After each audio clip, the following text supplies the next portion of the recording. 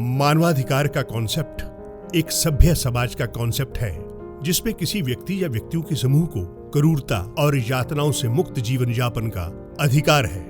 संपूर्ण विश्व में मानव अपने इन्हीं अधिकारों के लिए उचित या अनुचित रूप से एक दूसरे से जूझ रहा है। दुनिया भर को मानव मात्र के कर्तव्य और अधिकारों की शिक्षा देने वाले दुनिया के सबसे बड़े लोकतंत्र भारत में मानवाधिकार हनन एक बड़ा मुद्दा बन चुका है। भारत की judiciary, minority, backward class commission और सरकारी संस्थाएं मौजूद हैं जो मानवाधिकारों की प्रतिष्ठा के लिए प्रयासरत हैं। लेकिन विशाल भारत में मानवाधिकार हनन की घटनाएं अपवाद स्वरूप होती रहती हैं। लेकिन तस्वीर का दूसरा पहलू भी है।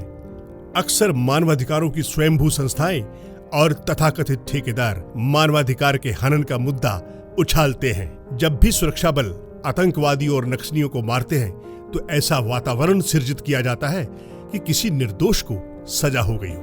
मानवाधिकार तो मानवों के होते हैं, दानवों और हैवानों के कैसे मानवाधिकार? इन ठेकेदारों को मानवाधिकारों की तब याद नहीं आती जब आतंकवादी आत्मघाती हमलों, बम धमाकों से निर्दोष लोगों की जान लेते हैं। क्या देश में आतंकवाद से जूझते या सीमाओं की रक्षा करते शहीद होने वाले वीर जवानों का कोई मानवाधिकार नहीं है? क्या वीर सपूतों की विधवाओं, बच्चों और बूढ़े माँ बाप के कोई मानवाधिकार नहीं?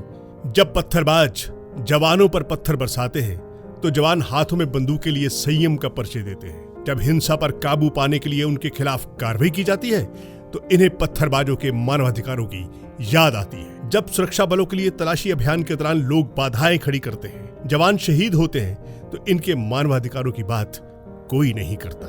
नक्सलियों द्वारा बारूदी सुरंगों से कई बार नरसंहार किए गए, कितने ही जवानों की शहादत हुई, तब भी बंदूक के बल पर सत्ता परिवर्तन के समर्थक नक्सलियों के मानवाधिकारों की ही बात की गई। आतंकवाद भारत की प्रमुख समस्या है। कश्मीर से पूर्वोत्तर राज्यों में आतंक का बोलबाला रहा है। भाड़े के प्रशिक्षित उग्रवादियों को पाकिस्तान कश्मीर भेजकर मानवता की हत्या कर मानवाधिकारों का उल्लंघन करता है, तब भी कोई आवाज बुलंद नहीं होती। जरा सोचिए, 1988 से लेकर फरवरी 2017 तक आतंकवाद से जुड़ी 47,234 घटनाएं हुई, जिनमें 14,744 नागरिक, 6,283 जवान शहीद हुए, 23,157 आतंकवादी मारे गए। छत्तीसगढ़ में पिछले 7 साल के आंकड़े देखे जाएं तो 2010 से लेकर 2016 तक 3,507 नक्सली घटनाएं हुई। इन घटनाओं में सीआरपीएफ के 205 जवान, 43 एसपीओ, छत्तीसगढ़ पुलिस के 210 जवान और अन्य सुरक्षा बलों के 49 जवान शहीद हुए।